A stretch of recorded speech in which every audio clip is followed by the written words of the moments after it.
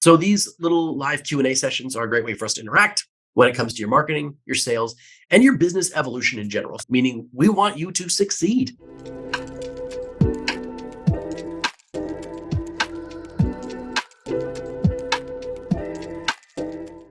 Should be live now in the Marketing Wizards Inner Circle.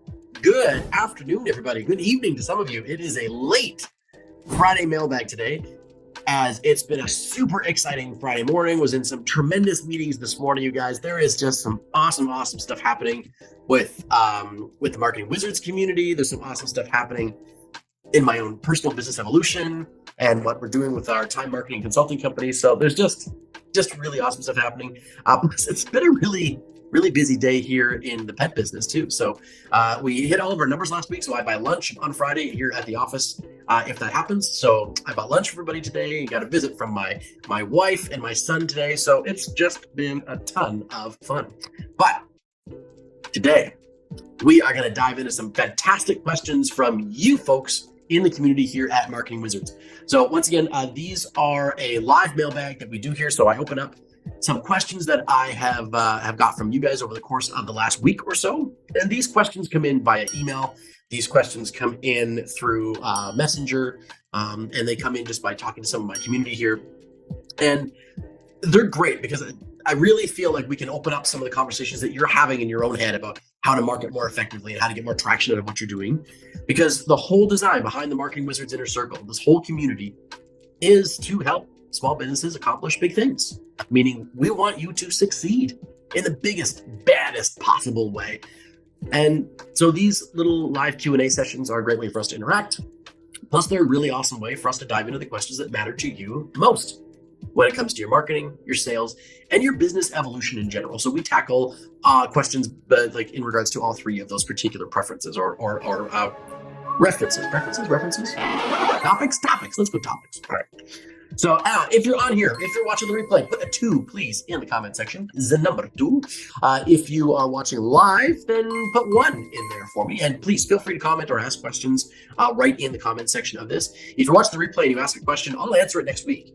Right? Or I might even answer it right in the comment section if I got the time. So please, by all means, do that. And if you want to submit any questions or anything like that, you can email us, team@thankyouMediaGroup.com. Once again, that's team, TEAM, @thankyouMediaGroup.com. You can put them in the comment section of this mailbag right here, this live, or you can just messenger it over to me or post a question right inside the group. So without further ado, why don't we jump into the questions? So we've got 4 different questions that came in over the course of the week from Dave, Steve, Stacy, and Diane. So I just noticed that's DSSD. Look at that. Anyway, squirrel, right? Okay. First question, Michael, focus better. It's a Friday afternoon, you guys. It's been a crazy week. So, all right. The first one is not necessarily a question, but a client of ours, Dave, asked me to look through some sales copy that was written on his website. I'm thinking it was about 18 months ago. I think he mentioned to me between 18 months and 2 years ago. So we reviewed his website. I made a bunch of notes. And so it's not, the first thing isn't really a question as much as this is something that I had encountered when working with Dave and I wanted to address here in the mailbag. And that is pain point filled sales copy. So one of the things we're taught as copywriters, and you've probably heard this before, is to find those pain points of your clients, right? Find those pain points of your prospects and press on them. Push on those pain points, right? You want to push on the bruises, make sure it really hurts, and then offer them the solution to solve their pain. I get it. I understand why we're doing that. We really want to irritate the pain to identify the problem for somebody, so it makes them hungry for the solution. As the late, great Bob Proctor said, you may not be able to lead a horse, or you may be able to lead a horse to water, but you can't make it drink. But you can put salt in the roads. Right? I heard that earlier this week. And it's funny, it's good. But modern day sales copy is starting to shift a little bit. And so one of the recommendations I made to Dave on his website, and I'm going to make to you right now, is that touching on the pain points is fine, but when we really stress them, clients are getting accustomed to people pushing on their pain points. Prospects are getting used to this. So we have to very quickly move from pain point to dream outcome. From frustration to transformation. We have to lead really quickly to that spot. We want them to, get a clarity on what the, Hell Island, as one of my mentors, Peng Joon, would say. They're on Hell Island. You want them to get them to Heaven Island. Get some clarity on Hell Island, what it actually is, but quickly help them either paint a picture for themselves or paint it for them of what Heaven Island is going to be like, what it's going to feel like. Because the sooner we can get them over there, the sooner we can start helping them visualize their desired outcome, the faster we can help move them towards a decision. The faster we can help get them out of their frustration and into some sort of brand new vision for what they want. Because the longer we leave people struggling in their challenge, the harder it is for them to actually come out and buy our solution, to buy our transformation. Our world is one where convenience and speed matters. You with me on that? Convenience and speed matter.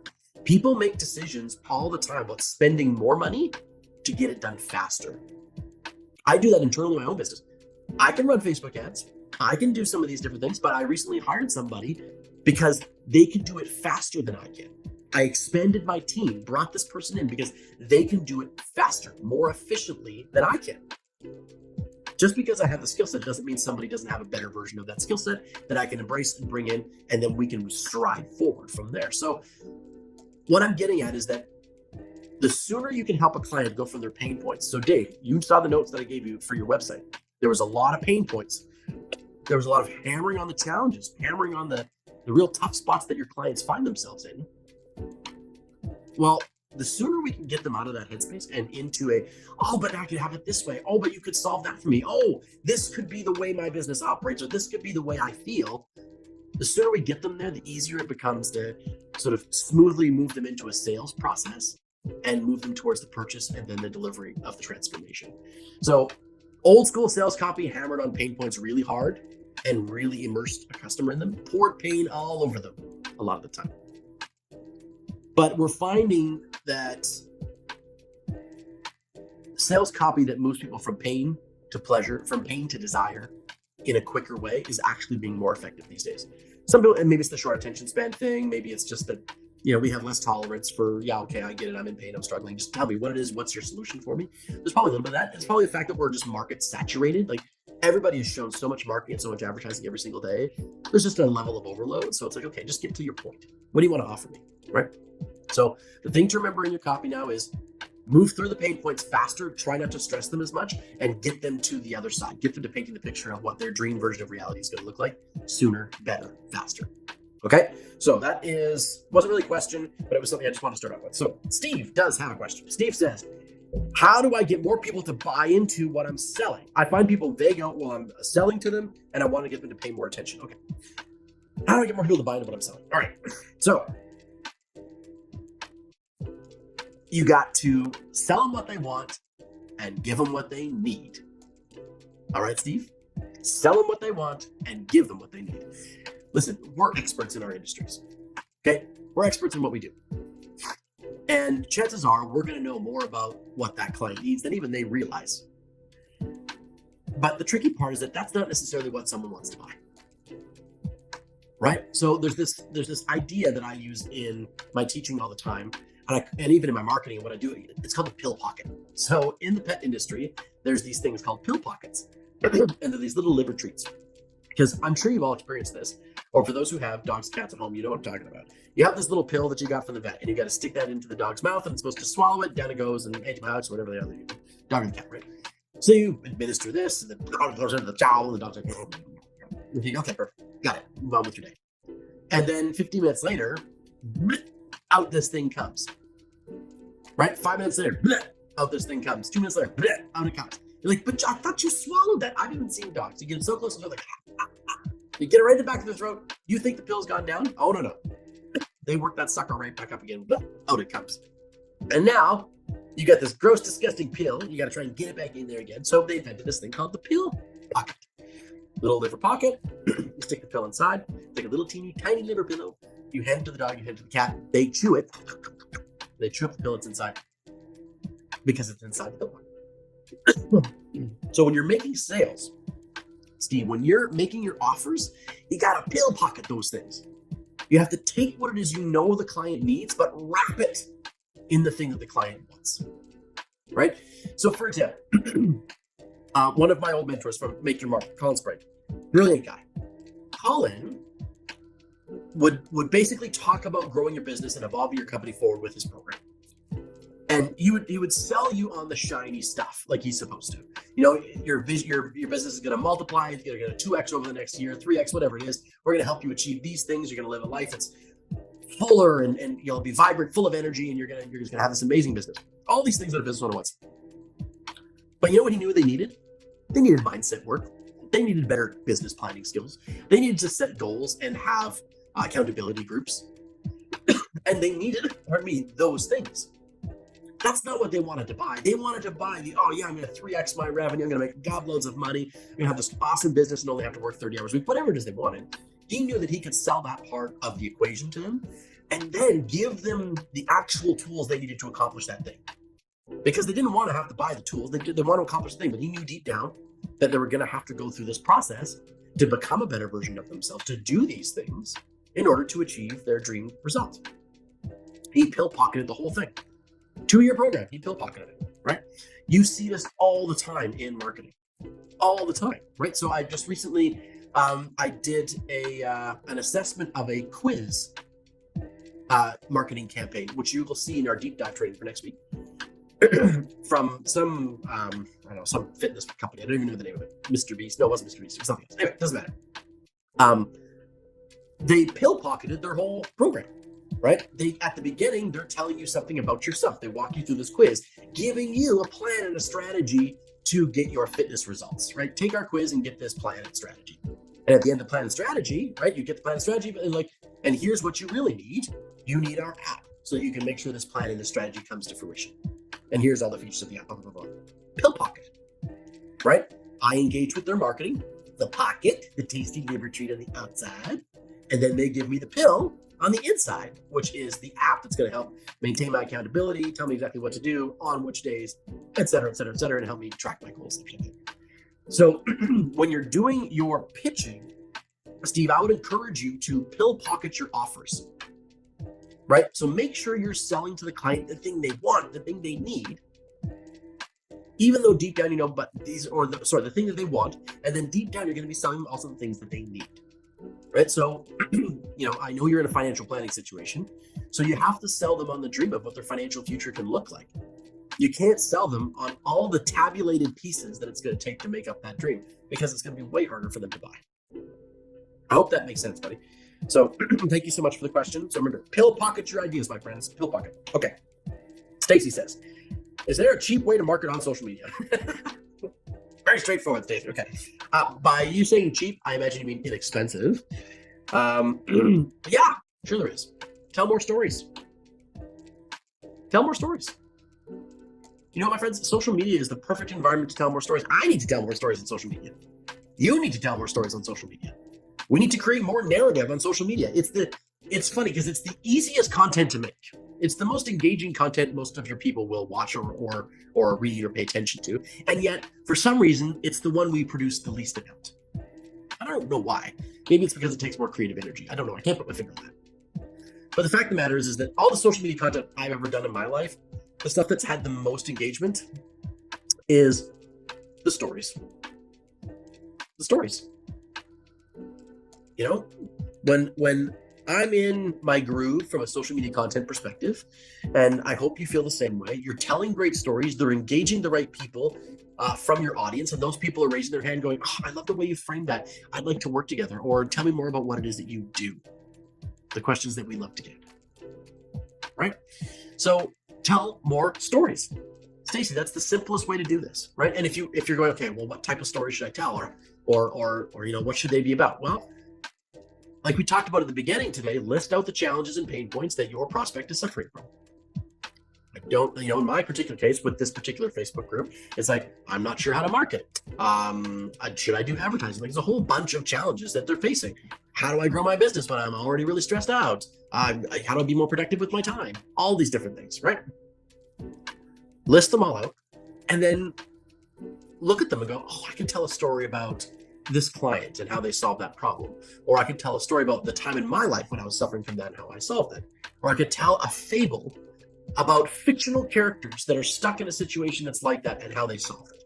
The fictional story that I told recently at an event was the one about the two brothers, and they would have to get water from a well on the other side of the valley. And one brother, he's a big strapping guy, decides he's going to take buckets and get the water, scoop, carry it across the valley, dump it in the basin that they have in the village, and run back again and do it all over. Right? And that's what his process was. That's how he was going to get water from well to village, and that's how he was making his money. He was paid by the bucket. Well, his brother took a couple of years and made no money, and designed and thought about and considered a system of bringing the water up from the well and then transporting it bucket by bucket across this pulley system to then get to the village. And it took him a couple of years to engineer it, took him another couple of years to build it. But after 4 years, suddenly he had a machine that was picking water up from the well and delivering it bucket by bucket to the village. Now, his brother had made a ton of money and was in great shape and had tripled the amount of buckets he could carry at one time over the course of those 4 years. But the fact of the matter is that once the machine started, the original brother was obsolete. And that story could mean a number of different things, but it's a fable, you guys. It's a story told to prove a point. So you can use fables in your content. You can tell cute little stories about things. And remember, there's 5 key story arcs that we all gravitate to. We all want to put, as a consumer of stories, as a listener, as a reader, as a watcher, I'm going to put your story in one of 5 buckets. Okay, it's going to be a rags to riches story. It's going to be a quest. It's going to be a voyage and return story. So like the main character goes away, learns things, and comes back to his people and changes their lives. It's going to be a conquering the monster story, right? Or it's going to be a rebirth story. Those are the 5 story arcs. Okay, once again, conquer the monster, rebirth, voyage and return, quest, or rags to riches. Those are the 5 primary story arcs. So whatever stories you're going to tell, whatever challenge your client faces, you know, if you're a coach and your clients routinely face procrastination challenges, right? They get really stuck in their lives and they're not pursuing what they want to pursue. Maybe that's the monster they face. Procrastination is their demon. It's their monster. So you could tell stories about how a person overcame that monster in their lives and started to do something more productive. Whatever. Okay, but the fact is if your content is feeling dry, Stacy, and you want to improve it, just tell more stories, and it'll be more engaging, they'll be more interesting, and lean into those 5 story arcs. They can be really helpful. Okay, last question here. Diane says, I want to get better at online sales and sales through webinars. Any tips? Okay. So yes, Diane, I'm gonna share with you a framework here that was shared with me by one of my mentors, Peng Joon, and brilliant sales guy. If you guys ever type into Facebook Peng Joon, he's an awesome dude. So he talks about the fact that, and this is kind of proven over and over again, that a person goes through 3 stages of decisions when they make a sale. So if you're selling online or through a webinar, they're all going through the same thing, right? People are going through these same 3 qualifications. In fact, I was talking about these questions with my buddy just yesterday, who was here in my office helping me out. And he said, I didn't go through that. And when I pointed out to him, he was like, actually I did. I went through that exact process. I just went through the first 2 stages really quick. So these are the frameworks for this, okay? So there's 3 stages. For one, or sales, I should preface this by saying sales is about belief, right? Sales is about belief. The prospect has to believe you that what you're offering is going to transform their life in the way that you say it's going to. They've got to believe you. They have to believe that to be true. So when it comes to believing something, there's these 3 intervals, these 3 stages that we have to go through in order to believe something in a sales process. So first off, I have to believe in the tool or the product, or as my mentor Peng Joon said, the vehicle that you're selling me. I have to believe in that. So for example, my buddy yesterday, we were talking, he was having some problems with his back, and he was recommended by his chiropractor and his doctor to go get a personal trainer. So in order for him to go in now and hire the personal trainer, he's got to believe that personal training, the tool or the vehicle, is going to work. I have to believe that this tool is going to work, right? Me growing this Facebook group and this community, I have to believe that it's going to work to help me grow my business, help me grow my following, my audience, and be of value to people. I have to believe that that tool is going to work for me to do it. And hence I'm here and I do believe that. But the fact is I have to believe that in order to start moving forward. So stage 1 is belief in the tool or the service or the product or the vehicle with which the transformation is happening. Personal training, the Facebook group. right? It could be you be buying her shoes. It doesn't matter. You have to believe in the vehicle first. Okay. So once a prospect says, okay, I can believe that personal training will be good for me and my back and get me, and that getting into shape is going to help eliminate this pain and help improve my life. I believe that that's going to happen. The next immediate thing they do is they start to come up with objections that are referencing themselves personally. Okay. So what I mean by that is that they start coming up with reasons why it won't work for them. So in the case of my buddy, it might have been like, oh yeah, but I used to be an athlete and this has still happened to my body. So this is a me problem, right? Personal trainer can't fix me. Oh, this is, a Facebook group can work for all these other people in their marketing, but for me, Michael, it's not going to work because, I'm not consistent enough, or whatever reason I want to find, right? Or people aren't going to engage with me, or whatever it is. Okay. So people find a reason to say no to something about themselves first. So they come up with a reason. So first off, they have to believe in the tool. Then you have to help them overcome the objections that they have about themselves. I've done something like this before, or I had a personal trainer before and I still found myself hurt and injured or uncomfortable and not fit. Those types of things. And we've all had this experience. I go and buy a nice pair of shoes because I'm like, yeah, I want a really nice pair of shoes. I believe that a nice pair of shoes is going to make me feel like $1 million. Oh, but I bought that pair of shoes 2 years ago and I didn't treat them very well. And now they're all scuffed up in my closet and they don't look like they did when I bought them, that's for sure. And now I put them on, I feel like a schleb. So maybe it's not. The salesperson has to overcome those objections with me, for me. Help guide me through. Okay, so Diane, when you're doing your sales process, the first questions you have to answer are all of the objections they're going to have about your tool or the vehicle that you're selling. The second one is you have to answer all the objections that they're going to have about themselves and why this particular tool or vehicle won't work for them. All right.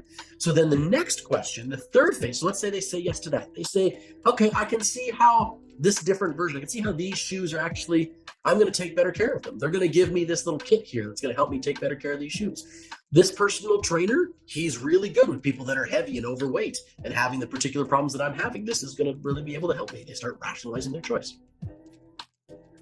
So then it comes down to the final stage of objections, which are the outside objections. And these are all the ones you hear a lot. Okay? I don't have time. I don't have money.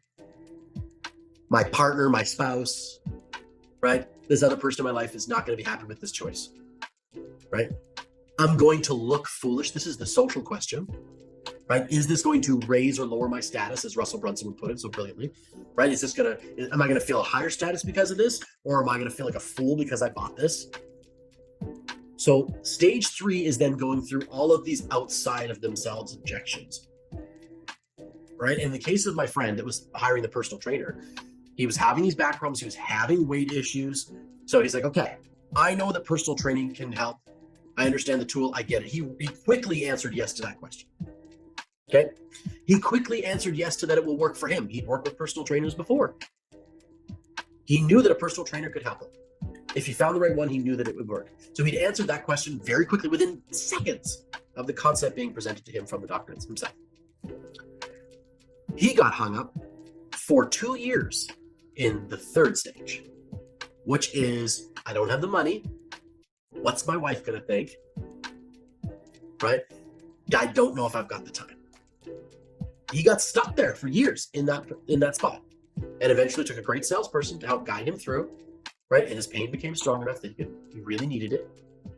But the last and final stage of objections, Diane, is the outside of them influences. So then you got to solve those objections too, right? So you help figure out the money question.